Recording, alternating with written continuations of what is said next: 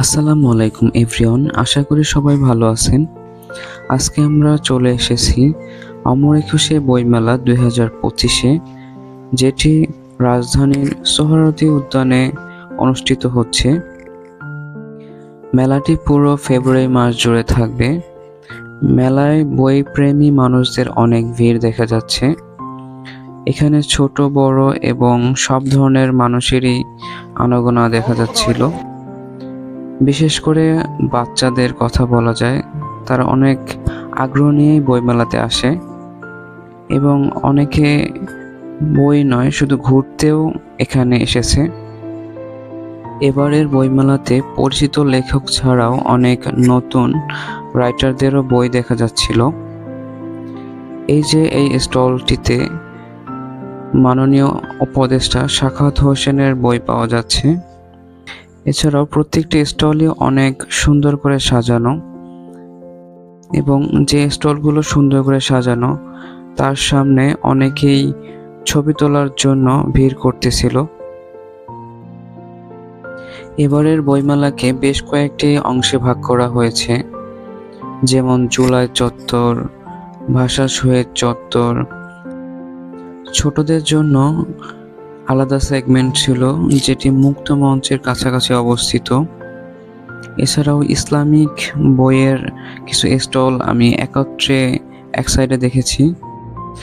এই যে আপনারা দেখতে পাচ্ছেন, এখানে সবগুলো স্টলেই ইসলামিক বই পাওয়া যাচ্ছিল, এবং এই সাইডে একটি মোড়ক উন্মোচন মঞ্চ রয়েছে, যেখানে পাঠকরা তাদের বইগুলোর মোড়ক উন্মোচন করে থাকেন ঘোষণার মাধ্যমে।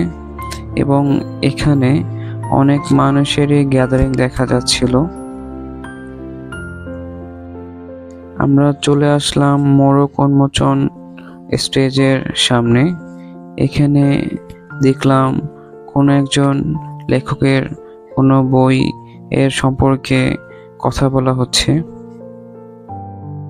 সোহরাওয়ার্দী উদ্যানের লেকের সাইডে দেখলাম অনেক মানুষ আড্ডা দিচ্ছে, এবং মুক্তিযুদ্ধ জাদুঘরের সামনেও অনেক মানুষের আনাগোনা দেখা যাচ্ছে। লেকের পাশের যে বেঞ্চগুলো, এখানে বসে আড্ডা দেওয়া যায়।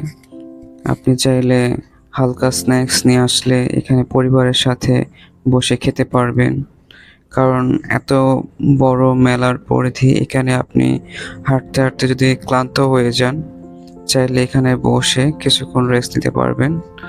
এবং লেকের এই ভিউটাও সুন্দর। আপনারা দেখতে পাচ্ছেন মেডিকেল সেন্টার, যেটি বিআরবি হসপিটাল থেকে স্থাপন করা।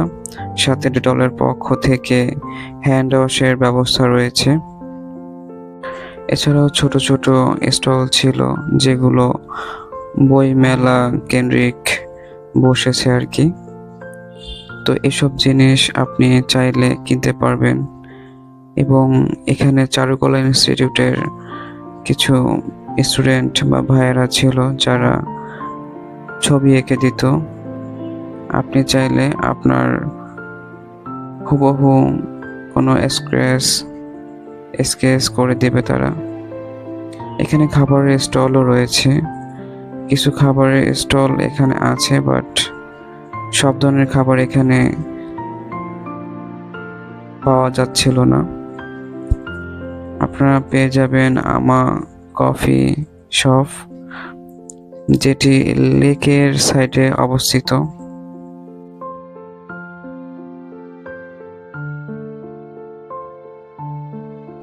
একজন ভাইয়াকে দেখলাম, হয়তো ফেসবুক লাইভ বা ইউটিউব লাইভ করতেছিলেন বইমেলা নিয়ে। মেলার অনেকগুলো স্টলই অনেক সুন্দর ছিল, অনেক সুন্দর করে সাজানো, এবং এসব স্টলে অনেক মানুষের ভিড় ছিল।